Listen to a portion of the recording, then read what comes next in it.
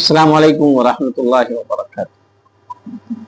کیونکہ آج جو ہے پیر یعنی سوموار کا دن ہے، اور سوموار اور پیر کو اسپیشل کلاس ہوتی ہے، مخصوص کلاس ہوتی ہے، اور اس کلاس میں آپ تمام طالبات پورے ہفتے اپنے دوران پڑھائی اور اپنے گھر میں رہتے ہوئے جن سوالات کا آپ کا سامنا ہوتا ہے اور روبرو جن سوالات سے ہوتے ہیں، اس میں سے بہت سے سوالات تو ایسے ہیں جس کے جوابات آپ بر وقت دے دیتے ہیں اور سامنے والے کو مطمئن کر دیتے ہیں، لیکن کچھ سوالات ایسے ہوتے ہیں جن کے جوابات آپ کو معلوم ہوتے ہیں لیکن آپ بتا نہیں پاتے، یا بتاتے ہیں لیکن بتانے والے کو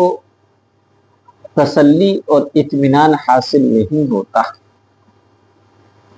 تو یہ خاص کلاس اسی لیے رکھی گئی ہے کہ آپ ان سوالات کے بارے میں ہم سے قرآن و حدیث کی روشنی میں تسلی بخش جواب سنیں اور اپنے آپ کو اس سے تیار کر کے جب کبھی کوئی آپ سے سوال کرے تو آپ اس کے سوال کا جواب دے دیں۔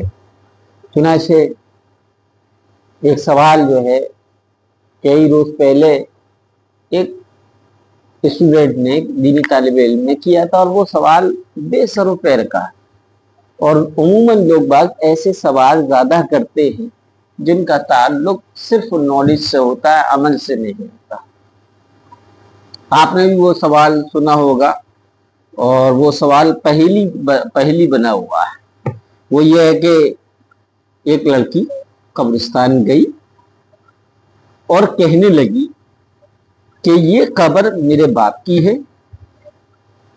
اس میں دفن میرا بیٹا ہے، اگر یہ زندہ ہوتا تو میرا شوہر ہوتا، بتاؤ یہ لڑکی کون ہے؟ آپ سب کو چیلنج۔ یہ ایسی پہلی، اس کا جواب معلوم ہو تب بھی، نہ معلوم ہو تب بھی کوئی اس سے نقصان نہیں ہوتا، لیکن کیونکہ یہ پہلی ہے اور ایسی الجھانے والی پہلی ہے، اس کا بہت ہی سرل اور آسان جواب یہ ہے کہ جو لڑکی قبرستان گئی ہے وہ مرنے والے کی ماں ہے، مرنے والے کی ماں ہے جو قبر میں دفن۔ وہ یہ کہہ رہی ہے کہ اس میں قبر میں جو دفن ہے وہ میرا بیٹا ہے، اس کا باپ زندہ ہوتا تو میرا شوہر ہوتا، یعنی اس کا نانا ہے۔ سمجھ میں آگے؟ اس کا نانا آگے سمجھ میں؟ اس لڑکی نے کیا کہا تھا؟ بتاتی یہ قبر میرے باپ کی، اس میں دفن میرا بیٹا ہے، اس میں دفن میرا بیٹا ہے، اور اگر یہ زندہ ہوتا تو میرا شوہر ہوتا۔ تو اس طرح کے کوشچن کا جواب یہ ہے بس کہ اولاً تو علماء جواب نہیں دیتے، دوسرا جواب دیتے بھی ہیں تو بس بہت ہی سرل انداز میں دیتے ہیں کہ مرنے یہ جو عورت ہے وہ قبرستان میں آئی ہے اور قبر میں جو دفن ہے وہ اس کا بیٹا ہے، اس کے بیٹے کی قبر ہے، اور وہ یہ کہہ رہی ہے کہ یہ میرے باپ کی ہے، یعنی میرے باپ کی زمین، میرے باپ کی ملکیت اور جائیداد پہ بنی ہوئی میرے بیٹے کی جس میں قبر میں ہے۔ سمجھ میں آ گیا؟ اگر اس کے نانا مر چکا ہے، یعنی اس عورت کا باپ مر چکا، اگر وہ زندہ ہوتا تو ان کا شوہر ہوتا۔ سمجھ میں آ گیا؟ چلیے گا، دوسرا سوال ہے، کیا ہے علم تمہارا؟ عائشہ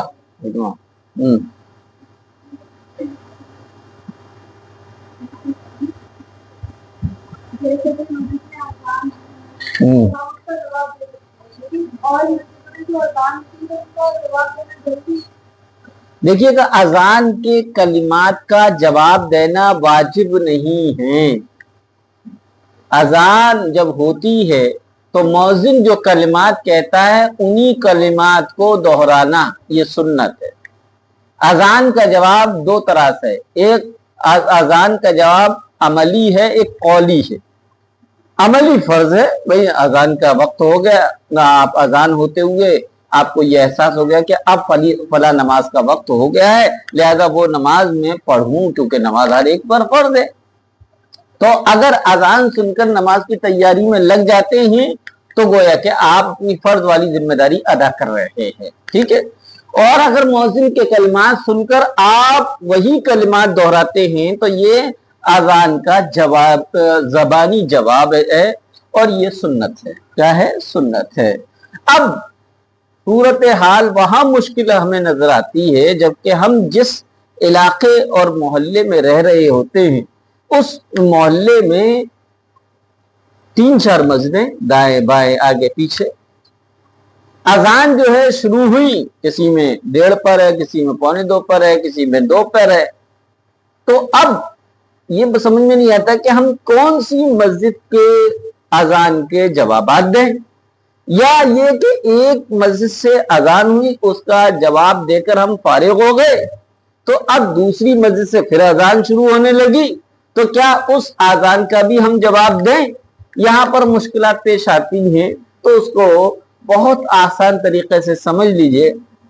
آپ کے گھر سے جو قریبی مسجد ہے، جہاں پر آپ کے گھر کے مرد حضرات، بھائی ہیں، والد ہیں، اور آپ کے دادا ہیں، چچا ہیں، یعنی آپ کے گھر کے مرد حضرات نماز پڑھنے جاتے ہیں، اس مسجد میں جب اذان ہو اس اذان کے کلمات کا جواب دے دیں، آپ کی سنت ادا ہو جائے گی۔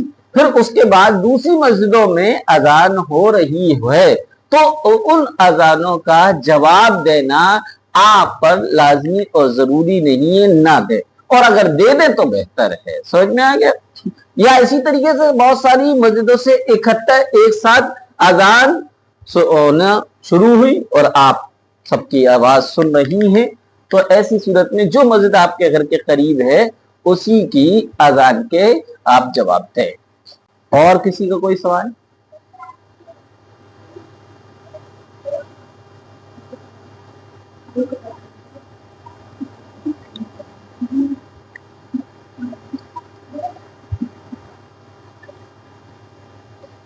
ایک سوال اور کیا جاتا ہے، اور وہ سوال بہت زیادہ ہوتا ہے کہ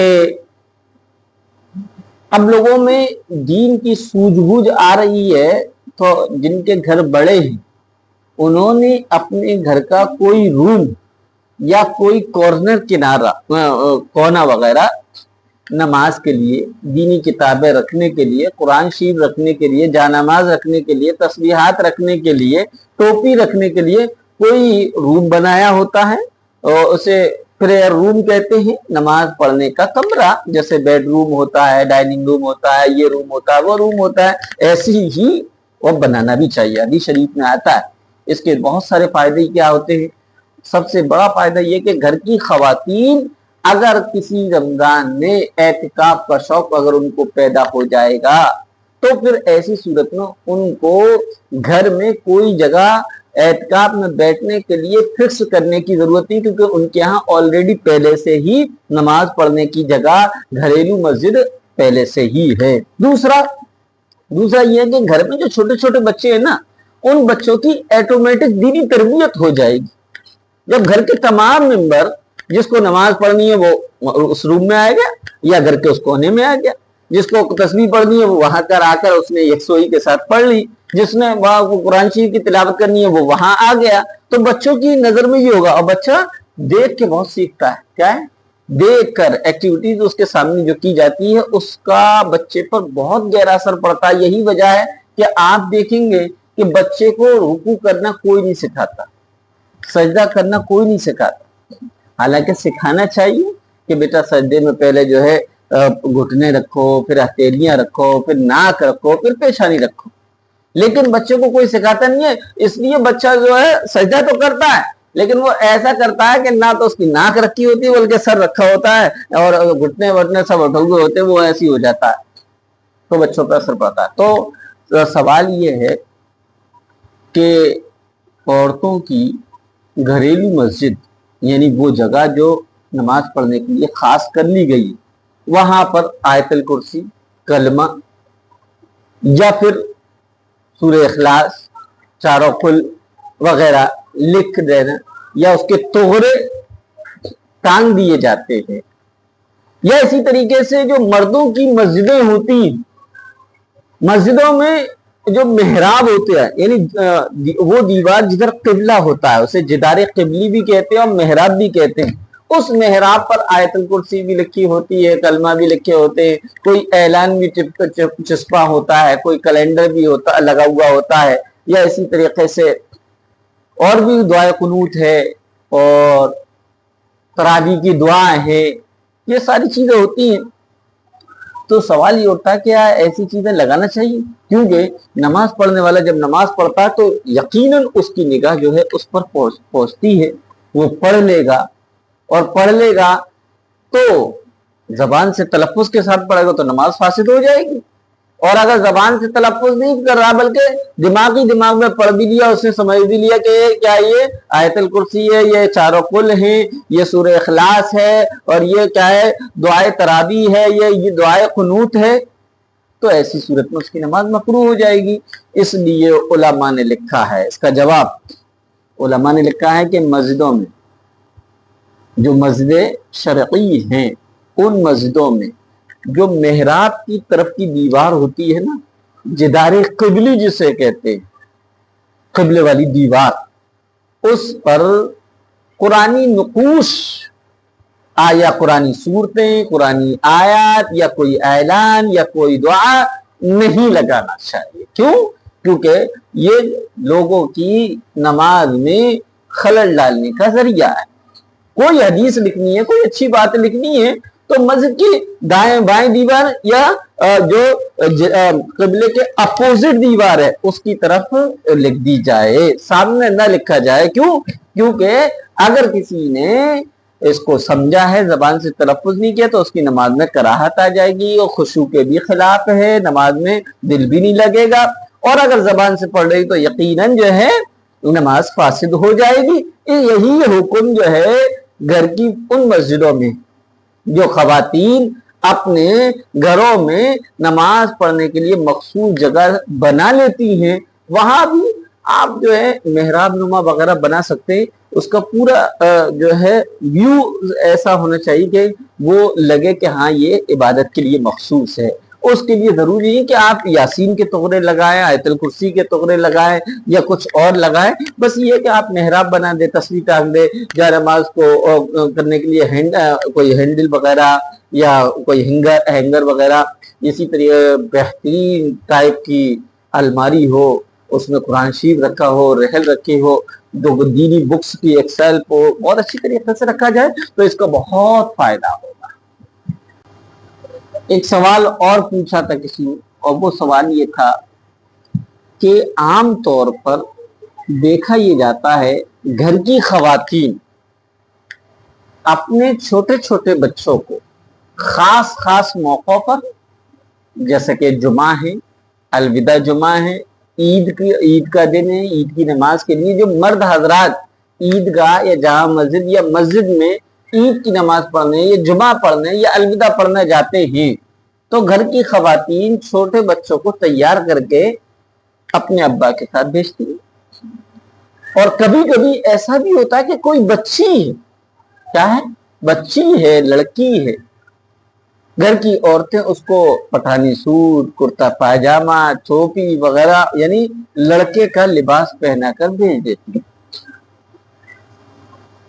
تو یہ عمل کیسا ہے؟ اسی طریقے سے لے جانے والے لے جاتے ہیں، لیکن کچھ لوگ مسجد میں ایسے ہوتے ہیں جو باشرہ ہیں، بڑے میاں ہیں، نماز کے پابند ہیں، لیکن وہ بچوں کو ڈانٹتے مارتے اور بچوں کو مسجد سے بھگا دیتے. تو اس کے بارے میں کیا حکم ہونا چاہیے؟ تو اس کے لیے سب سے پہلی بات یہ سمجھ لیجیے گا کہ شریعت مطہرہ میں مساجد اللہ کے گھر ہیں، مسجدیں اللہ کے گھر ہیں، اس کے آداب بیان کیے گئے ہیں، اس کو پاک صاف رکھنے کے لیے کہا گیا ہے. لہذا مسجد کو پاک صاف رکھنے کے لیے جو کہا گیا ہے اس میں اللہ کا استحضار کے ساتھ انسان جائے، اور یہ سوچے کہ اللہ کے گھر پہ آیا ہوں، لہذا دنیا کی بات چیت نہ کرے، شور و شرابہ ہنگامہ غل نہ کرے، کسی کی نماز میں خرابی یا خلل کا ذریعہ نہ بنے۔ اس لیے اللہ کے رسول صلی اللہ علیہ وسلم نے فرمایا بچہ جب 7 سال کا ہو جائے، بچہ ہو یا بچی 7 سال کے ہو جائیں تو ان کو نماز پڑھنے کا کہا جائے، پیار سے محبت سے۔ منا تم نے نماز نہیں پڑھی بیٹا، تم نے نماز نہیں پڑھی، نماز پڑھنا چاہیے۔ گندے بچے ایسے ہوتے ہیں جو نماز نہیں پڑھتے، آپ تو اچھے ہی، آپ کو نماز پڑھنا چاہیے پیار سے محبت سے۔ 7 سال بچی ہے تو ماں اپنے سمجھا کے اپنے ساتھ پڑھائے، بچہ ہے تو بات تربیت کے لیے اس سے کہے بھی اور ساتھ میں بھی مسجد لے جائے۔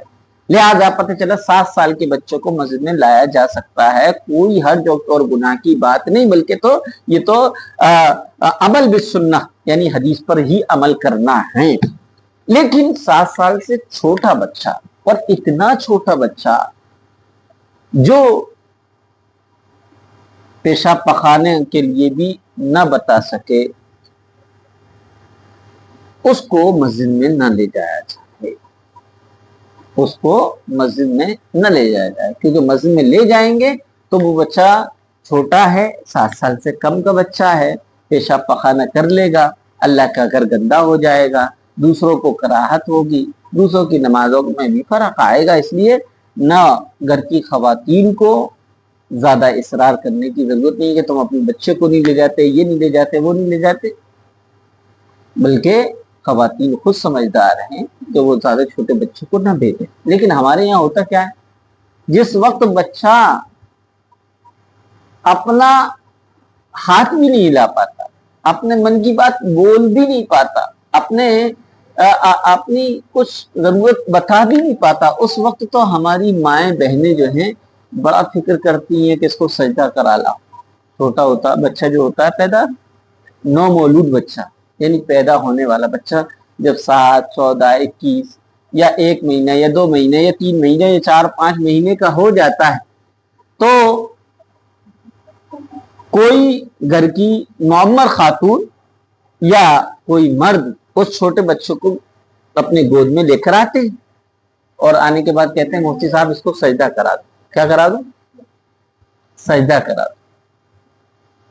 مسجد میں سجدہ کرانے کی رسم پتہ نہیں کہاں سے آ گیا، ہم نے تو کوئی حدیث میں نہیں پڑھا، کوئی سنت نہیں، نہ اللہ کے رسول صلی اللہ علیہ وسلم نے اپنے نواسے حضرت حسن حسین کو کوئی سجدہ کرایا، عقیقہ کرا، نام رکھا، تہنیک کری، یہ سب تو ہے اور وہ بتا دیا ہے، لیکن سجدہ کرنے کا حکم پتہ نہیں ہے کہاں سے آیا، یہ جانے کہاں سے رسم آئی ہے۔ اس میں ہوتا کیا ہے، پھر وہ امام صاحب بچے کو ہاتھ میں لیتے ہیں اور ہاتھ میں لینے کے بعد مسجد میں اس طریقے سے کر دیتے ہیں، اس طریقے سے کرنے کے بعد نیک میں کبھی تو 11 روپے، کبھی 6 روپے، کبھی 21 روپے، کبھی 51 روپے، جو کچھ عورتوں نے بھیجا ہوتا ہے وہ حافظ جی کے ہو جاتے، امام صاحب کے ہو جاتے۔ اچھا، اس میں بعض مرتبہ کیا ہوتا ہے، بھئی بچہ کیا، بچے کو یوں الٹا کیا تو بچے نے وامٹ کر دی، دودھ کی پلٹی کر دی، اب مسجد کی سب خراب ہو گئی، بچے نے پیشاب کر دیا، بچے مسجد کی سب ناپاک ہو گئی۔ تو یہ رسمیں ہیں، مسجد میں نہیں بھیجنا چاہیے، لیکن کیا کیا جائے ہماری عورتوں کا کہ وہ مانتی نہیں اور مرد ان کو سمجھا نہیں پاتے، مرد آزاد جو ہے بالکل سرنڈر ہو جاتے، عورتیں بیچتی ہیں، وہ اپنی اس بات پہ اڑ جاتی ہے نہیں تم چپ رہو، تمہیں کچھ نہیں آتا۔ ہماری ساسو ماں بھی کرتی تھی، ہمارے دادا بھی کرتے تھے، ہمارے پردادا کرتے تھے، سب ہوتا آ رہا تھا، سب کو خاموش کر دیتی، بچہ آ جاتا۔ تو پتہ چلا کہ 7 سال سے چھوٹے بچوں کو نہ مردوں کے ساتھ مسجد بھیجنا چاہیے، نہ تنہا بھیجنا چاہیے۔ اگر بچہ 7 سال کا ہے لیکن پیشاب پخانے کو بتا دیتا ہے، سمجھدار ہے، تو مائیں اپنے بچوں کو جب مسجد بھیجے تو سمجھا کے بیٹا وہاں پر ادھم نہ کرنا، کسی کی نماز میں کے سامنے سے نہ گزرنا، شور نہ کرنا، یہ ساری چیزیں بچے کو سمجھا کر بھیجنا چاہیے۔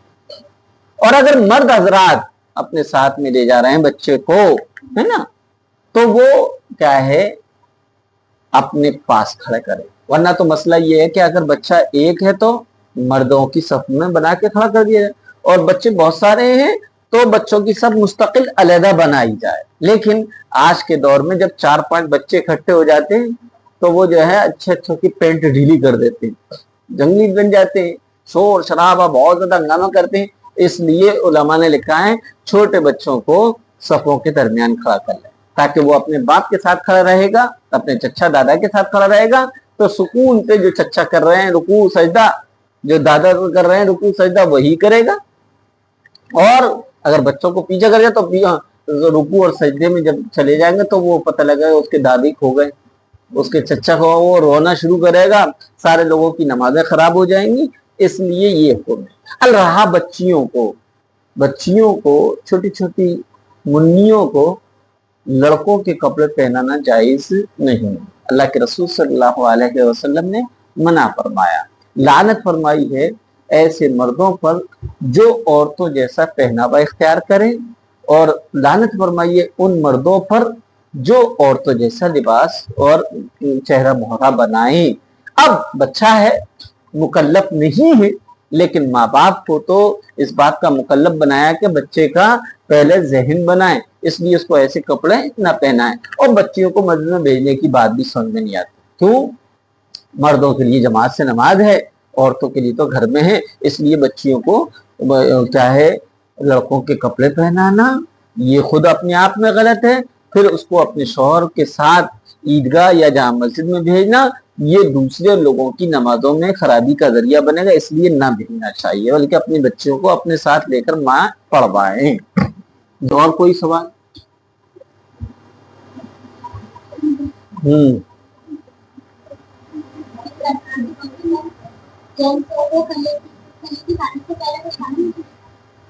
हाँ, ये सवाल किया है मुस्कान बहन ने बहुत अच्छा, कि ईद उल अजहा यानी बकरा ईद में मर्द हजरात को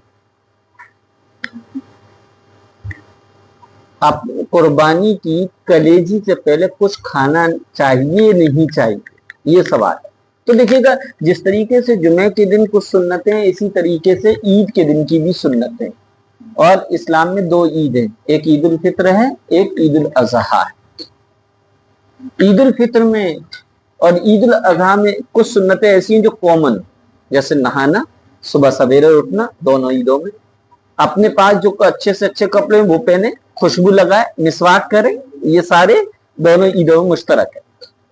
अलबत्ता जो 2 चीजें वो थोड़ी सी अलग है।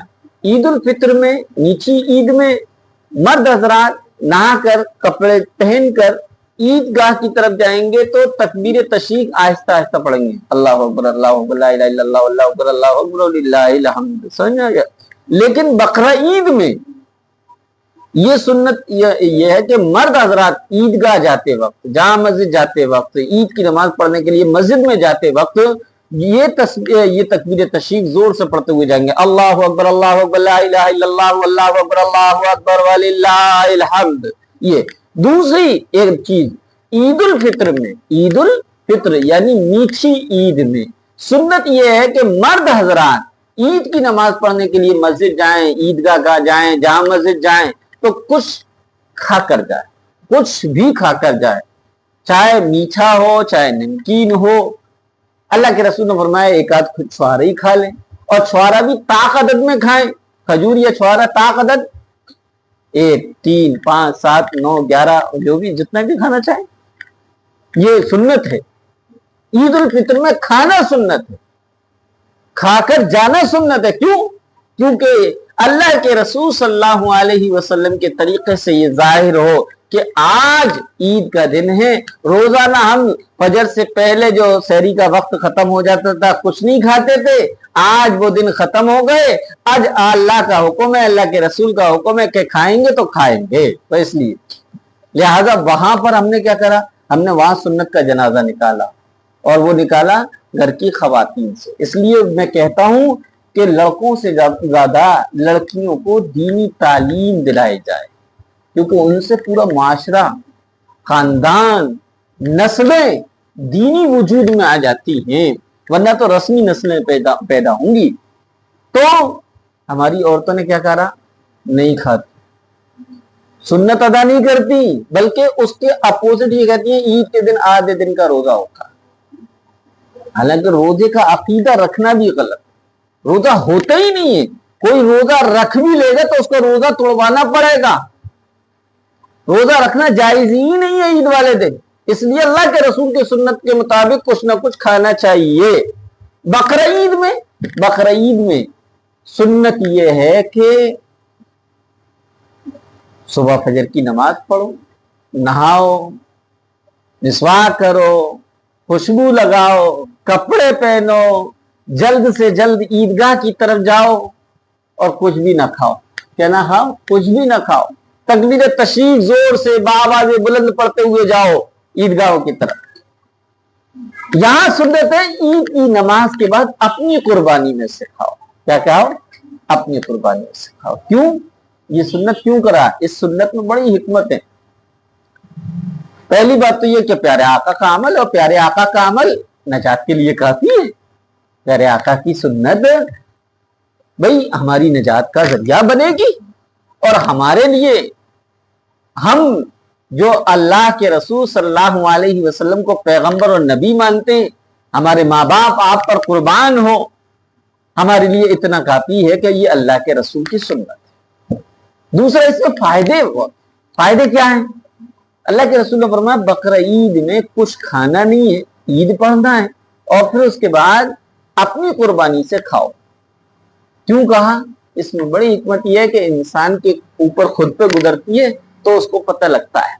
अब हर कोई जो जाए बगैर कुछ खाए हुए जाएगा तो जल्दी से नमाज पढ़ के जल्दी आके कुर्बानी करेगा, अपने पेट का इंतजाम होगा तो गरीबों के यहाँ भी चल जाएगा, उन लोगों के यहाँ भी चले जाएगा जिनके यहाँ कुर्बानी नहीं हुई है। तो लिहाजा बकरा ईद में कलेजी मकसूद नहीं है, बल्कि अपनी कुर्बानी से खाना मकसद है। यही सुन्नत है, और ये इसलिए सुन्नत है कि भाई जल्दी से जल्दी लोग बात कुर्बानी करके खुद भी पकाएंगे, दूसरों को भी पका हुआ या कच्चा पहुंचाएंगे। लेकिन जिनके यहाँ कुर्बानी नहीं होती उनके यहाँ जरूरी नहीं कि वो गाय कुर्बानी से कलेजी खाएं या कुछ और खाएं। अब कलेजी इतनी सी निकलती है, और कलेजी वो कलेजे फाड़ती है। नंदे, देवरानियां, जिठानियां आपस में लड़ी बड़ी रहती हैं कि दो बोटी भेजी है कि 3 बोटी भेजी है, कि हमारे यहाँ तो ये भी नहीं भेजा। तो आम आदमी के हिस्से में कहां से आएगी कलेजी? जब आम आदमी के हिस्से में कलेजी नहीं आएगी तो दीन पर अमल कैसे होगा? सुन्नत नबी पर अमल कैसे होगा? तो पता चला कि ये जो अपनी तरफ से बना लिया है कलेजी खाना सुन्नत है, ये ही गलत। कलेजी खाना सुन्नत नहीं। कुर्बानी जो कर रहे हैं, जिन पर कुर्बानी वाजिब है, वो ईद के दिन अपनी कुर्बानी से खाएं, उनके लिए ये सुन्नत है। और जिनके यहाँ कुर्बानी नहीं होती वो भैया ईद के बाद चाहे सेवैयां खा लें, कुछ भी खा लें, लेकिन सुन्नत उनको भी अदा होने का सवाब मिल जाएगा। कौन सी? कि इन्होंने ईद की नमाज के बाद खाया। समझ में आ गया? अब कुर्बानी का गोश्त आ जाता अच्छी बात है, ना आए तो भैया वो कुछ भी खा लो, सेवैयां खा लो, कुछ भी खा लो। लेकिन इसमें एक और चीज है, अगर कोई शख्स बीड़ी पीता है, सिगरेट पीता है, गुटखा खाता है, पान खाता है और बगैर उसके एक पल भी नहीं रहता है। अब मस्जिद में 7 बजे, कितने बजे हैं? ईद की नमाज 7:30 पे, फजर हो गई कितने बजे? 5:05 पर फजर हो गई, फजर पढ़े आए। अब 5:20 तक चलो फजर पढ़ के आ गए, 5:20 से लेकर 7:30 तक इतने 1.5-2 घंटे कैसे गुजारे वो बेचारा? क्या करेगा? गुटखा फाड़ेगा और निकाल लेगा, तो उसकी सुन्नत तो अदा हुई नहीं, क्योंकि ये तो ईद की नमाज से पहले खा रहा है। तो उलमा ने लिखा है कि खाना ये जो है बतौर ग़िज़ा नहीं खा रहा। सिगरेट पीने वाला सिगरेट बतौर ग़िज़ा के नहीं पी रहा, इसी तरीके बीड़ी वाला उनको भी सुन्नत का सवाब मिल जाएगा, बशर्ते कि उन्होंने बीड़ी और सिगरेट और गुटखा, तंबाकू और पान ही खाया हो, इसके अलावा कुछ और ना खाया हो। समझ में आ गया? तो ये कलेजी जाने कहां से आई है समझ में नहीं आए कलेजी। अलबत्ता आप लोगों से मैं सबसे पहले एक दरख्वास्त ये करूंगा, क्योंकि कुर्बानी का महीना आने वाला है, आप लोगों के यहाँ जिसके यहाँ भी कुर्बानी होती है, सबसे पहले कोशिश करिए आप अपने घर में ज़हन बनाइए, कुर्बानी होते ही جتنی جلدی ہو سکے آپ قربانی کا گوشت دوسروں تک پہنچائیے، ورنہ ہم لوگوں کی غربت میں ہم نے وہ زمانہ دیکھا ہے، اماں نے پیاز اور ٹماٹر کاٹ کے رکھ لیے، شاید انتظار کر رہی ہیں کہ دیکھو ہم آ کے بتاتے دیکھو دیکھو وہاں پر بھی ان کی نالی میں سے بھی خون آ رہا ہے، ان کی نالی سے بھی خون نکل رہا، وہاں بھی ہو گئی، وہاں بھی ہو گئی، وہاں بھی ہو گئی، خبر لا لا کے دیتے رہتے تھے، لیکن کوئی گوشت کے 2 بوٹی لا کے دینے والا نہیں ہوتا تھا۔ تو پھر کیا ہوتا تھا؟ یہ ہوتا تھا کہ آئے کے دیکھ کے ابھی کچھ نہیں آیا، چلو لوٹ گئے، پھر آئے ابھی کچھ نہیں آیا، کبھی کبھی آ جاتا تھا تو اتنا تھوڑا ہوتا تھا کہ 2 بوٹی، 1 ہڈی، ایک چکنائی، اما پیاز اور ٹماٹر اتنے کاٹے ہوتے تھے، اور بوٹی جو 2 یا 3 لوگوں کے یہاں سے قربانی کا گوشت آیا ہوتا تھا، ملا کے 100 گرام بھی نہیں ہو پاتا تھا، 200 گرام بھی نہیں ہو پاتا تھا۔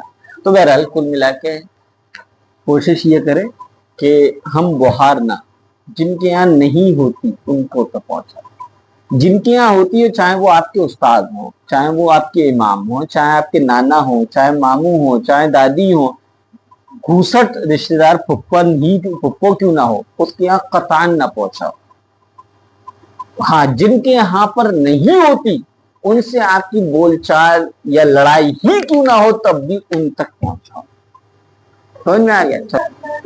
جی مردوں کو حقیقہ ہلدی، اچھا ہاں شادی کے موقع پر جو اوبٹن کے نام سے ہلدی سرمنی ہوتا ہے، جرمنی ہوتا ہے، ہلدی پروگرام، اوبٹن کا جو پروگرام ہوتا ہے، اس میں یہ غیروں کی نقالی، غیروں سے لیا، ہندوؤں کے طور طریقے۔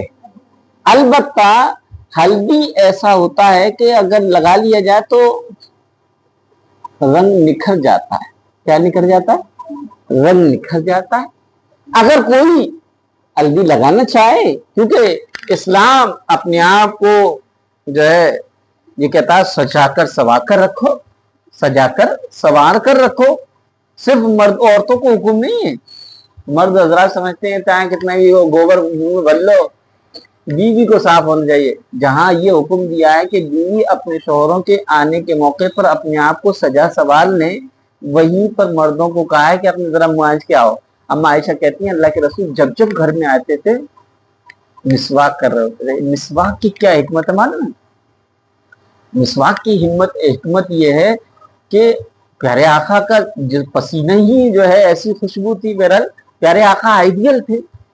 اور حکمت یہ ہے کہ مردوں کے مقابلے میں عورتوں کی قوت شامہ بہت تیز ہوتی ہے، اتنی تیز ہوتی ہے سب گھر والے سو رہے ہیں، بھیا ابا تو ایسے سوتے ہیں ان کو کچھ پتہ ہی نہیں ہے، اور رات ان امی کی آنکھ کھل گئی، پتہ چلا کہ ان کو جلنے کی بو آ رہی تھی، دیکھا کیا مورٹین لگی تھی، وہ چادر میں لحاف کے کونے میں لگ گئی تھی اور وہ آدھا جل گیا تھا، ان کی آنکھ کھلی اور انہوں نے جو ہے پانی ڈال کے بجھا دیا۔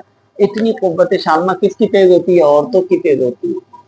یہاں بریانی 2-3 مکان چھوڑ کر بھی بریانی اگر کسی کی لگ جائے گی تو جلنے کی آ رہی ہے، کچھ کسی کا جل گیا کچھ، تو قوت شامہ اتنی تیز۔ جب قوت شامہ اتنی تیز ہے تو مردوں کو بھی کہا اپنے بیویوں کے پاس جاؤ تو ذرا ایسے جاؤ، صبر کر جاؤ، اٹریکٹ ہونا چاہیے، دیکھ کے پتہ چلا۔ اب وہ قریب ان سے یہ کہا جائے، ان سے کہا وہ پرفیوم لگا کے آئے، ارے تم دوسروں کو رچا رہے تو بیوی کو رچانے کے لیے جو ہے پرفیوم لگا کر آئے۔ تو پتہ چلا ایک مردوں کو، عورتوں کو اسلام کی ترغیب یہ کہ پاکی اور صفائی، سلیقہ مندی اسلام کی اہم تعلیمات ہیں، اور باقاعدہ یہ عبادتیں ہیں۔ ایک صحابی آئے اور وہ ان کے ٹوپی ایسی تھی، بال بکھر رہے تھے، گاڑی کے بال یوں جا رہے تھے، وہ عورت اللہ کے رسول نے فرمایا تمہارے پاس کچھ پیسے ویسے نہیں ہیں؟ کہنے لگا اللہ کا شکر ہے، اللہ کا دیا وہ سب کچھ ہے۔ کیا کہنے لگے؟ اللہ کا دیا وہ سب کچھ ہے۔ فرمایا اللہ کے رسول نے فرمایا اچھا سب کچھ ہے تو سنو، اللہ تمہیں کچھ دیتا ہے نا تو اس کا اثر تمہارے بدن پر بھی دیکھنا چاہتا ہے۔ याद है, बालों में तेल लगाओ, कंघी करो, दाढ़ी में को बालों को संवारो, जगह कपड़े पे अच्छे पहनो। अब क्या हो गया, अब हमने तो ये समझा ही नहीं है।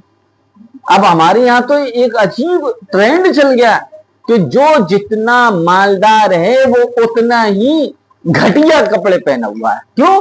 कि अरे लोग बाग कहेंगे, लोग हसद आ जाएगा, लोग जल जाएंगे। अरे लोगों की फिक्रें करोगे, अल्लाह उसके रसूल की हुक्म को और अल्लाह उसके रसूल के तालीमात को बुझा दिया। अरे अल्लाह नफा देना चाहे तो कोई दो रोक सकता है? दुनिया की कोई ताकत नहीं दे सकती। और अल्लाह अगर छीन ले तो दुनिया की कोई ताकत हमें दे नहीं सकती। तो इस बहाने पर के लोगों का लोग जलेंगे, हसद बैठ जाएगा, इसलिए बुरे सुरे कपड़े पहनो, गंदे संदे पहनो। नहीं, बिल्कुल साफ सुथरे पहनना चाहिए, तकब्बुर ना हो। क्या ना हो? एक साहबी ने पूछा, अल्लाह के रसूल, मैं रोजाना एक कुर्ता सिलवाता हूँ और रोजाना उसको दे देता हूँ और दूसरा सिलवाता हूँ, रोजाना एक सिलवाता हूँ, क्या ये तकब्बुर है? क्या ये फजूल खर्ची है? अल्लाह के रसूल ने फरमाया, नहीं, ये कोई तकब्बुर और फजूल खर्ची नहीं। क्यों? क्योंकि वो रोजाना सिलवाते थे और उसको सदका कर दिया करते थे। तो तकब्बुर ना हो और अंदाज बिल्कुल नॉर्मल हो, तो ऐसी सूरत में अच्छा पहनना भी इबादत है। अच्छा पहनना, अच्छा खाना भी इबादत है। और ये बड़े नाशुक्री बात की बात है कि अल्लाह ने दिया हो सब कुछ, लेकिन अपने आप को भिखारी बनाकर रखा जाए, अपने आप को भिखारन बनाकर रखा जाए, बंजारन बनाकर रखा जाए, बिहारन बनाकर रखा जाए। और आजकल की हमारी सब माए बहने घर में भिखारन, बंजारन, बंगालन, जाने क्या क्या रहती हैं। और कोई प्रोग्राम आ जाए तो कौन सी कैफ और कौन सी ऐश्वर्या और कौन सी मिस वर्ल्ड ऐसी है जो उनके मुकाबले में आ जाए।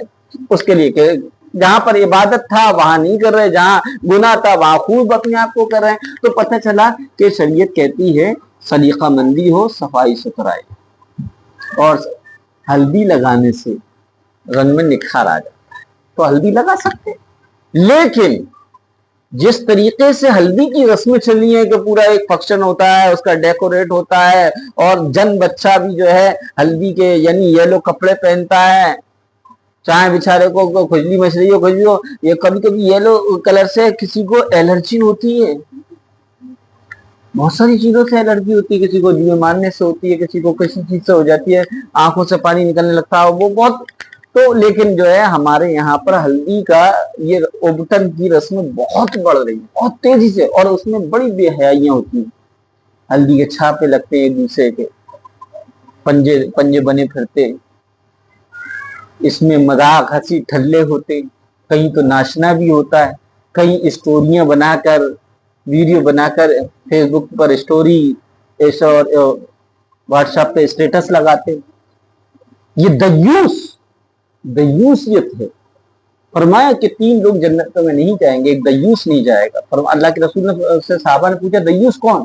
कहा, दयूस वो शख्स जो अपनी बहन, अपनी बेटी, अपनी बीवी को बेहयाई, फौहश, नंगेपन करते हुए देखे और मना न करे, वो दयूस। आज ये दयूसियत आ गई है हमारे यहाँ पर। बहरहाल, तो उबटन और हल्दी की जो मुरब्बजा शक्ल है वो बहुत सारे गुनाहों की वजह से हराम और नाजायज। उसमें नमाज़ें कुर्बान होती हैं, हंसी ठल्ले होते हैं, महरम गैर महरम का इख्तिलात होता है, डीजे बजते हैं, ये बहुत सारे गुनाहों का मजमूए की वजह से वो नाजायज है। लेकिन फी नफ्सी ही उसमें सबसे बड़ा गुनाह जो होता है वो ये होता है कि खातून तो ये समझती हैं कि औरतें ये समझती हैं इसको कोई पर्दा ही नहीं। यही वजह है कि बड़ी ही बेहया है वो औरतें जो औरतों के सामने लिबास बदल लेती। हालांकि अल्लाह के रसूल ने फरमाया कि अल्लाह की नजर में सबसे बदतरीन शख्स वो है जो अपना सतर किसी को दिखाए या दूसरे का सतर देखे। इसलिए इस हदीस को याद रखा करो, अगर आपके सामने कोई कपड़े बदल रहा तो आप आंख तो बंद कर सकते हैं, क्योंकि वरना तो अल्लाह की नजर में आप बहुत बुरे हो जाएंगे। क्योंकि अल्लाह के रसूल ने तो ये फरमाया जो दूसरों का सतर देखे और अपना दिखाए। चलो हमें मालूम हो गया, हदीस हमने पढ़ ली, हम तो नहीं दिखा रहे, لیکن جس سماج میں ہم رہ رہے ہیں وہاں دیکھنا تو پڑے گا. اب دیکھنا ہم نہ چاہیں یہ بھی ہمارے اختیار میں. دیوار کی طرف آنکھیں پھیر لیں, آنکھیں بند کر لیں, سمجھ میں آ گیا.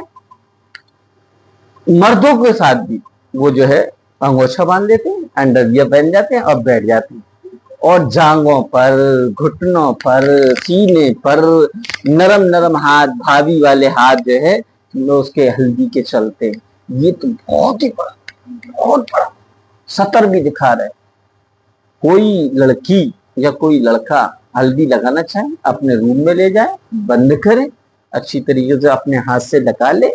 لڑکی لگانا چاہے لڑکا لے, لڑکا لگانا چاہے لگا لے, اس کی اجازت شریعت دیتی ہے. لیکن کیوں دیتی ہے؟ کیونکہ اس سے انسان کے نکھار آ جاتا ہے, رنگ کیا ہے کھل جاتا ہے, اور اس میں کوئی گناہ بھی نہیں ہو رہا کیونکہ اکیلے لگا رہا ہے, کوئی کسی کا سطر بھی نہیں دیکھ رہا, نہ کوئی ڈی جے ہو رہا ہے, نہ کوئی پروگرام ہو رہا. اس کی تو اجازت ہے. اس کے علاوہ جو مربچہ شکل میں جو ہلدی کی فنکشنوں کو رواج مل رہا ہے, اور اب تو بھائی میں حیران, مڈل کلاس کا طبقہ بھی ہلدی کے لیے سارے ڈیکوریٹ کرتے ہیں. وہ جو ہلدی لکھا ہوا بھی آ جاتا ہے, پھولوں کا ریڈی میڈ پھول ہوتے ہیں, اس کا سارا طریقہ بنایا جاتا ہے, یعنی کیا کیا نہیں کیا جاتا, اور اس کے نام پر کتنے پیسوں کو ایسی بہا دیا جاتا ہے.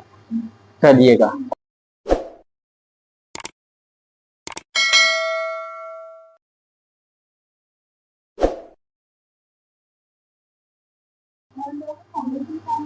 مردوں کو, ہاں مردوں کو سونا پہننا حرام ہے.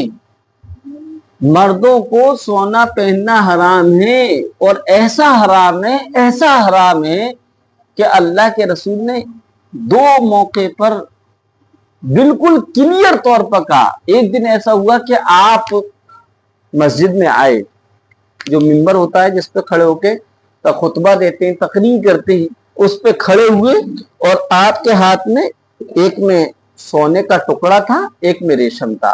آپ نے یوں ہاتھ اٹھائے, کہا یہ سونا اور یہ ریشم میرے امت کے مردوں پر حرام ہے, میری امت کے مردوں پر حرام ہے. تو پتہ چلا عورتیں ریشم کا کپڑا پہن سکتی ہیں, سونا پہن سکتی ہیں, مردوں کے لیے یہ دونوں چیزیں یوز کرنا پہننا حرام ہے. سمجھ میں آ گیا. ایک موقع پر اور ایک صحابی رنگ پہنے تھے سونے کی.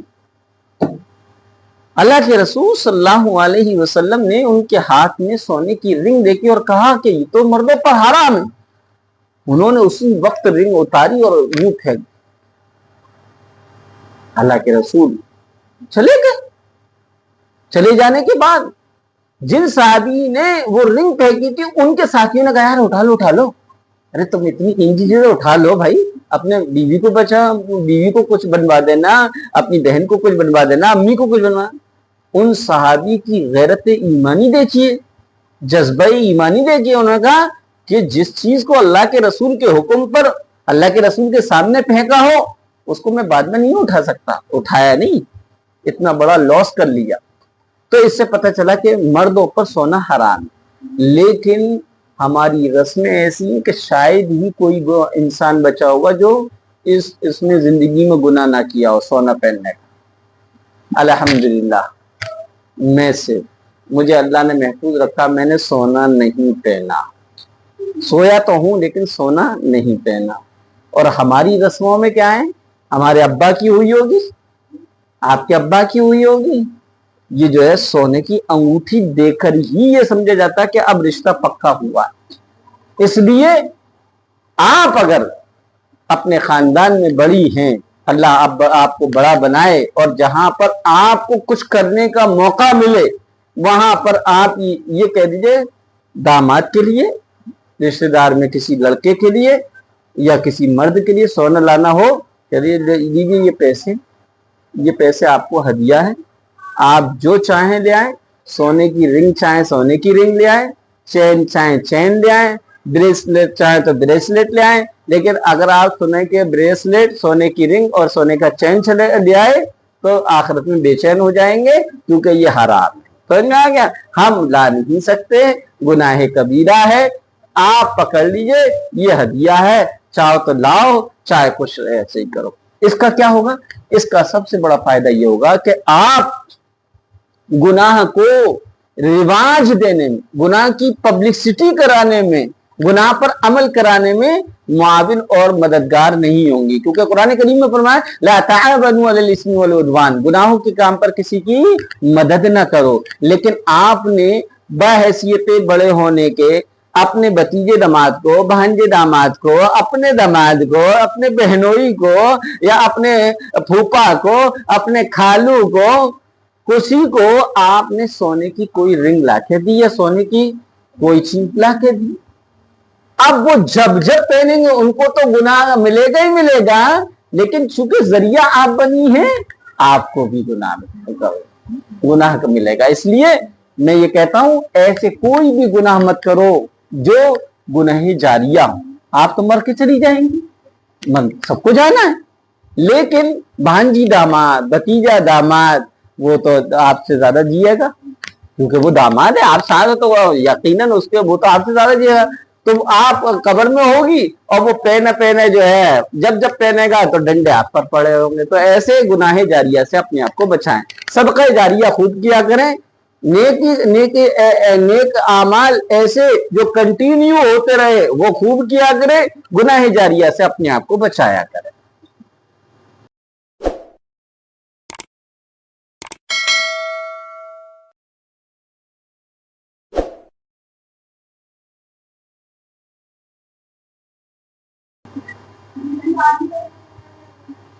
लड़कों के लिए चांदी पहनना कैसा है? अच्छा, चांदी भी मना है, चांदी भी मना है। बाज मर्द हजरात ये कहते हुए नजर आते हैं कि मर्दों के लिए चांदी पहनना जायज। वही साहबी का वाकया, पहले दिन वो पीतल की पहन के आए, पीतल को मना कर दिया ये कहकर के मुझे बुतों की स्मेल आ रही है। मूर्तियां पीतल की होती हैं, लिहाजा पीतल की अंगूठी साहबी पहने थे, तो अल्लाह के रसूल ने फरमाया मुझे तुम्हारे अंदर से मूर्तियों की बू आ रही है। वो इशारा समझ गए, उन्होंने लेके पीतल की फेंक दी। दूसरे दिन वो लोहे की ले आए, तो आपने फिर कहा मुझे तुम्हारे अंदर से मजूसियों की बू आ रही है, यानी उनकी देवी देवता जो उनके माबूद बातिला है वो लोहे के थे, वो भी फेंक दी। सोने की पहने तो सोना आपने आराम बता दिया। फिर चौथे दिन कहा अरे भाई पहनना है तो चांदी की पहन। क्या पहनना है? जो पहनना है तो चांदी की पहन लो। इसमें अल्लाह के रसूल सुन्नत नहीं बता रहे, अंदाज देके पहनना है तो चांदी की पहन लो। और फिर फरमाया चांदी की क्या? चवन्नी भर, उसका नगीना किधर हो? हथेली की तरफ। और एक क्या है? एक सहाबा इकराम नहीं पहनते थे, क्योंकि सहाबा ने नबी की बात को हम बिना समझों से ज्यादा अच्छी तरीके से समझा है, इसलिए सहाबा इकराम नहीं पहनते थे। सहाबा इकराम में से वही सहाबा जो काजी थे, जजेस थे, अमीरुल मोमिनीन थे, प्रधानमंत्री थे, राष्ट्रपति थे, मुख्यमंत्री थे, जो ओहदों पर थे और जिनको मोहर की जरूरत होती थी, तो लॉकर वॉकर नहीं थे, मोहर अंगूठी में होती थी, वो इस तरीके से लगा दी जाती थी। समझ में आ गया? तो मर्दों के लिए पहनना भी सही नहीं है। आर्टिफिशियल तो है ही नहीं, आर्टिफिशियल मर्दों के लिए तो है ही नहीं कोई सी भी। पहनना तो फिर भी चांदी की पहने। औरतों के लिए समझ लो आर्टिफिशियल की जायज नहीं है, सिर्फ गोल्ड और चांदी, आर्टिफिशियल की नहीं। रिंग में जेवरात किसी भी हो, रिंग को छोड़कर बदन के हिस्से के और जेवरात वो आर्टिफिशियल के जायज है। समझ में आ गया? लेकिन रिंग सोने की या चांदी की होना चाहिए, और कोई धात की वो रिंग नहीं होना चाहिए। लेकिन अगर कोई पहना है, आर्टिफिशियल रिंग पहना है, तो नमाज हो जाएगी, नमाज में कोई फर्क नहीं आएगा, लेकिन पहनना गुनाह है। और खास तौर पर वो रिंग जो पीतल की आती है, वो ऐसे दिल बना होता है, और कोई पर 786 लिखे होते हैं, और ये 786 लिखे होते हैं, ایسے ہوتی ہے وہ. کچھ ایسی ہوتی ہے جس پر رام لکھا ہوتا ہے. ایسے بےہودے مسلمان پتہ نہیں کہاں رہ گئے, اس طریقے سے رام لکھا ہوتا ہے اور پہنے ہوئے. پرسوں ترسوں 4-5 بچے 10-10 سال کے 11-11 سال کے گزرے اور انہوں نے سلام کہا, السلام علیکم السلام علیکم. وعلیکم السلام وعلیکم السلام وعلیکم السلام جواب دیتا رہا. ایک لڑکے کے جسم پر میری نگاہ ٹک گئی اور جب ٹکی ہے تو ہٹی نہیں وہاں سے, وہ چلنے لگا. میں کہا ادھر آؤ ادھر آؤ ادھر. اب وہ آتے وقت یوں کرنے لگا. میں یہ سوچ رہا تھا ان مسلمان بچوں میں یہ غیر مسلم بچہ کیوں, اس کے ہاتھ میں کڑا ڈلا ہوا تھا, کڑا. اچھا میں نے جب اس کو بلایا تو وہ بھی سمجھ گیا کہ انہوں نے میرا کڑا دیکھ لیا, وہ فوراً کڑا اتارنے لگا. میں کہا نا بھائی یہ کیا کر رہے ہو, کیا نام ہے تمہارا؟ میں نے کیا نام ہے؟ وہ کہنے لگا مفتی صاحب اجمیر کا ہے. میں کہا بھائی اجمیر کا یہ نہیں پہنتے, یہ ہندو پہنتے ہیں. اللہ کے رسول نے منع فرمایا کہ ہم دوسروں کی نقالی نہ کریں. تو وہ کڑا پہنا ہوا تھا تو ایسی یہ پہن لیتے, کالے گھوڑے کی نال کی. قسمتیں بدلنا ہے, پتھروں کی پہننا ہے, یعنی کہاں کی پہننا ہے. اور ہمارے یہاں تو پہننے کا کوئی ثبوت ہی نہیں. پینٹ اور انڈر ویئر میں جو دھاگا نکل جاتا ہے وہ فرینڈ بینڈ کے نام سے ہی پہن لیتے, اور ایک ایک نہیں 4 پہنے ہوئے ہوتے ہیں. اور عجیب نہیں سمجھ میں نہیں آتا کیوں پہن لیتے ہیں, کوئی فائدہ نہیں. اسی طریقے سے وہ لڑکیاں اور لڑکے دیوانے ہو رہے ہیں. یہ کالا دھاگا, ایسے دھاگے کا رواج چلا جس کو دیکھو وہ دھاگا بنا ہوا ہے. اگر یہ دھاگے پیروں کے درد اور سر کے درد ختم کر دیں تو میڈیکل اور ڈاکٹروں کی تو پھر چھٹی کر دینا چاہیے. میں دھاگا نہیں پڑھ کے دیتا, مجھ سے کہتے ہیں کہ پورے فاتح پڑھ لو, میں نہیں دیتا. بہرحال تو کیا سامان تھا, چاندی کی انگوٹھی. اور دوسرا دیکھو, میں میرے سامنے چاہے لڑکیاں اسٹوڈینٹ ہوں چاہے لڑکے اسٹوڈینٹ ہوں, میں اپنے اسٹوڈینٹ سے کہتا ہوں رنگ نہ پہن. جو لوگ پہنتے ہیں تو میں ان کو تاڑ لیتا ہوں, کیونکہ وہ میرے کہنے کے باوجود یہ میرے سامنے بھی پہنا تو یقیناً اس کو کسی نے قسم دے کر پہنائی ہوگی, اس کے پیار کی نشانی ہوگی, تو میں اس کو تاڑ لیتا ہوں. اس لیے میرے سامنے میرے شاگرد نہیں, میرے ساتھ ایک شاگرد ہیں وہ یوٹیوب کی دنیا میں ماہر ہیں, وہ بھی پہنے, میں ان سے راضی ہوں. میں کہا یار یہ پہن لیتا کیا فائدہ, کیا رہے مجھ سے سننا. میں کہا یار بیکار کی بات ہے, سنت سنت سنت سنت ہوتی تو سب صحابہ جو ہے پہنتے, سنت نہیں, آپ نے اجازت دی ہے. کسی چیز کی پرمیشن علیحدہ ہوتی ہے, سنت علیحدہ ہوتی ہے. تو جو لوگ پہنتے ہیں وہ بھی اسی طریقے سے لمبے لمبے بال رکھ لیے, میرے شاگرد بھی رکھتے ہیں. وہ کہنے لگا کہ سنت ہے.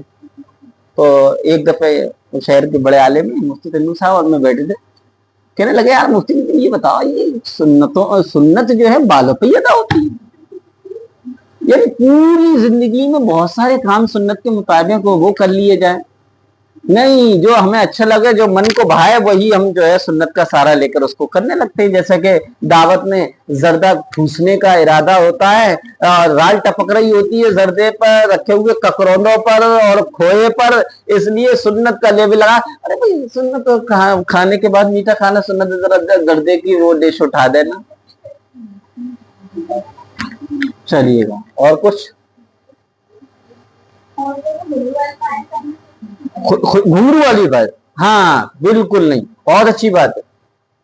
اللہ کے رسول صلی اللہ علیہ وسلم نے فرمایا ہر گھنٹی کی آواز کے ساتھ شیطان ہے, ہر گھنٹی کی آواز.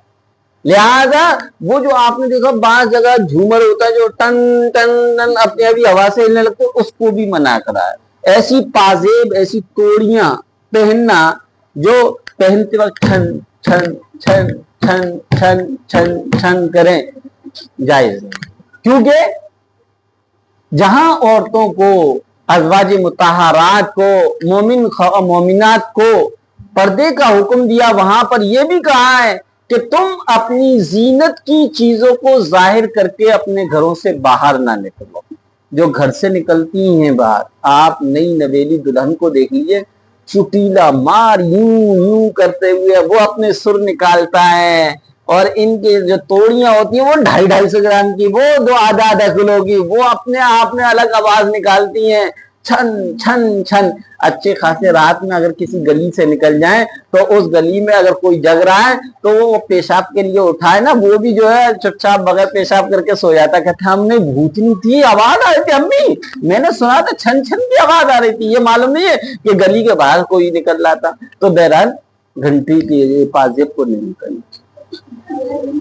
हाँ, अगर कोई वैसी पहनना चाहे तो जो बगैर आवाज की हो, हाँ वैसी वैसी, हाँ आवाज ना हो, लेकिन पहनना लाजमी नहीं है। हमारे यहाँ पर ये है फाक की निशानी उतारते नहीं है, चल तो पहनो तोहरिया, पहनो बिछिया, ऐसा कुछ नहीं है। पहनना चाहे तो पहन लें, उतारना चाहे उतार लें।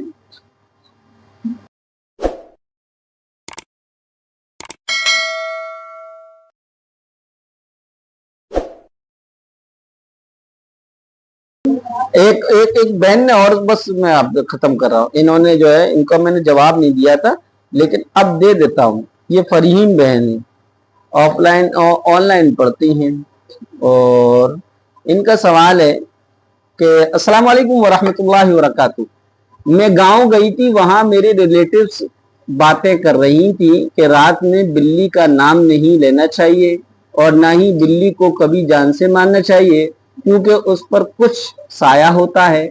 ये सब मैं भी सुन रही थी। इन सब की हकीकत तो मुझे पता है अल्हम्दुलिल्लाह, पर मैं वहां कुछ न बोल सकी क्योंकि वहां पर सबसे छोटी मैं ही थी, इसलिए हिकमतन चुप रह गई कि कोई फितना न फैले। तो मुफ्ती साहब, क्या ये भी इल्म को छुपाना हुआ? इल्म का छुपाना क्या है, पहले तो आप ये समझ लो, फिर उसके बाद सवाल समझ जाए। शरीयत आप लोग पढ़ रहे हैं, दीन पढ़ रहे हैं, दीन समझ रहे हैं, और आप क्या पढ़ रहे हैं ये अल्लाह ताला पढ़वा रहा है। अल्लाह के रसूल सल्लल्लाहु अलैहि वसल्लम ने फरमाया, अल्लाह जब किसी से खैर का और भलाई का मामला करना चाहता है तो उसको दीन की समझ दे देता है, दीन उसके लिए आसान फरमा देता है। तो आप बहुत लकी हैं, बहुत खुशकिस्मत हैं आप। अल्लाह ने इतने बड़े एरिए में सिर्फ आपको चुना है। आप अपने आप में बहुत लकी हैं। आप अपने आप इसकी कदर कीजिए कि अल्लाह ने आपको चुना, वरना घर में तो आपके अलावा बहन भी, आपके अलावा भी, उनको क्यों नहीं चुना? वो तो देख भी रही है, उनका भी मन करता है, वो आना भी चाहती हैं लेकिन नहीं आ पा रही। क्यों? अल्लाह ने नहीं चाहा, और आप वो उन्हीं के दरमियान से उठा के यहाँ पर भेज दिया क्योंकि अल्लाह ने चाहा है। तो आप बहुत लकी हैं, खुशकिस्मत है। तो अगर दीन को आप समझ जाती हैं तो दीन को समझने के बाद बल्लिगू अन्नी वलौ आया, दीन की छोटी सी छोटी बात आपने समझ ली है तो आप उसको दूसरों तक पहुंचाएं। अगर आपने नहीं पहुंचाया, मसलन कहीं आप अपनी लाइफ में अपनों के साथ गुजारती हैं जिंदगी और वहां पर कुछ लोग किसी बेदीनी की काम को दीन समझकर कर रहे हैं और आपको ये मालूम है कि ये दीन का काम नहीं है और आपने भी उनको नहीं बताया, तो ये इल्म को छुपाना है। और जो इल्म को छुपाएगा कयामत के दिन उसको आग की लगाम इसके मुंह में डाल दी जाएगी, ये सजा होगी। समझ में आ गया? इल्म को छुपाने की ये बहन ये कह रही है।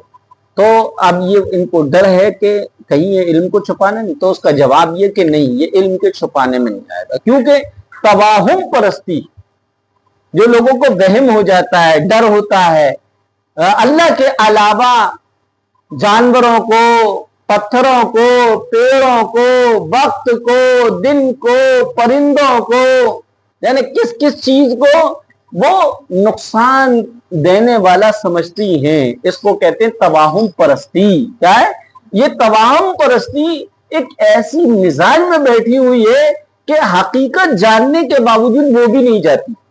जैसे कि अल्लाह की तरफ से इम्तिहान भी होता है। कल एक लड़की सिमरन थी, वो कह रही थी मुफ्ती साहब आपने समझाया, हमारा दिल मुतमईन हो गया कि कुत्ता और बिल्ली के रोने से कुछ भी नहीं होता, लेकिन मैं 4 मरतबा देख रही हूं, कल भी कुत्ता रोया था तो मेरे साथ ये हुआ, उससे पहले जो रोया था उस वक्त मेरे चाचा के साथ वो हो गया, उससे पहले जो रोया था उस वक्त मेरी भाभी के साथ हो गया, उससे पहले रोया था तो मेरी दादी के साथ वो दादी चली गई। میں نے کہا میری بہن اللہ آزماتا ہے کہ میری اس بندی کا یقین کتنا مضبوط ہے۔ آپ نے جب یہ سمجھ لیا کہ نفع اور نقصان کی ذات مالک کون ذات ہے؟ اللہ کی ہے۔ کتے کے بولنے سے، بلی کے رونے سے، کوے کے آ کر دیوار پر بیٹھ کے کائیں کائیں کرنے سے، بلی کے راستہ کاٹنے سے، نیبو اور مرچوں کے راستے میں پڑے رہنے سے، پیچھے سے ٹوک دینے سے، اور منگل کے دن اور خالی کے مہینے میں اور رات میں اور دن میں اور 12 بجے، ان سے کچھ نہیں ہوتا، کچھ بھی نہیں ہوتا۔ لیکن جب آپ کا یقین بننا ہے تو اب آپ کے سامنے وہ باتیں اتفاقیہ طور پہ آئیں گی اور آپ وہ اس وقت آپ کا یقین ڈاواڈول ہوگا۔ ارے مفتی صاحب تو یہ کہہ رہے تھے لیکن آج یہ ہو گیا، اب یہ ہو گیا۔ آپ کو کون لا حول ولا قوت الا باللہ پڑھنا ہے، کیا پڑھنا ہے؟ لا حول ولا قوت الا باللہ۔ تو توہم پرستی ایک ایسی چیز ہے کہ لوگ دین کو جاننے کے باوجود بھی کرتے، دین کو جاننے کے باوجود بھی کرتے ہیں۔ یہاں پر انہوں نے ان کو ٹوکا نہیں تو یہ علم کو چھپانا نہیں، کیونکہ وہ خود بھی سمجھتے ہیں کہ بلی کا نام اگر لے لیا جائے اور بلی کو نام جو گود میں لے رہے رات میں وہ، اور ضروری تھوڑی ہے جنات جو ہے صرف بلی اور کتوں کی شکل میں عمومی طور پر بلی کی شکل میں ہوتے ہیں اور کتوں کی، لیکن جب ہوں گے تو اس وقت کالی ہوگی بلی، کالی، بالکل کالی، بالکل کالا کتا ہوگا۔ سمجھ میں آ گیا؟ ہاں تو کوئی بات نہیں، ہاں بالکل سفید بھی ہوتے ہیں، وہ تو کسی بھی چیز کا روپ اختیار کر لیتے ہیں، اللہ نے ان کو اتنی طاقت اور قوت دی ہے۔ لیکن کوئی یہ کہتا ہے کہ بلی کو مارنا نہیں چاہیے یا اس کو کیا ہے اس کا نام نہیں لینا چاہیے، اس پر کچھ سایہ ہوتا ہے، یہ ساری بے خر کی بات سمجھ میں آ گیا؟ اب اگر واقعی سایہ ہوتا تو جن گھروں میں بلی ہے جو اپنے پاس لٹالتے چلاتے ہیں ان کو کیا، وہ تو ان پہ تو کوئی سایہ نہیں آتا، کوئی بھوت نہیں آتا، کوئی پریت نہیں آتا۔ تو یہ جو ہے توہم پرستی کی باتیں تھیں، اور اس موقع پر اگر آپ نے چھوٹا ہو کر کچھ کہتی بھی تو کہتے ہیں صحیح ہے، دین کی بات ہے، لیکن بڑے بڑوں کی بھی مانتے ہیں، ہم دیکھتے چلے اور ہم پاگل ہیں، ہماری وہ فلاں دن کتا بولا تھا، ہماری پھپھو چلی گئی تھی، فلاں دن بلی روئی تھی، ہماری موسی چلی گئی تھی، وہ ساری کہانیاں سنانے لگیں گی۔ تو وہ توہم پرست کی خیال کی تھی، اس لیے وہاں پر اگر آپ چھپ رہی حکمتن کہ سامنے والے یا تو دین کا مذاق اڑائیں گے یا ہماری بات کو بے وزن کر دیں گے، وہاں پر خاموش رہ گئی، تو یہ علم کو چھپانے میں نہیں آئے گا۔ بس ٹھیک، السلام علیکم۔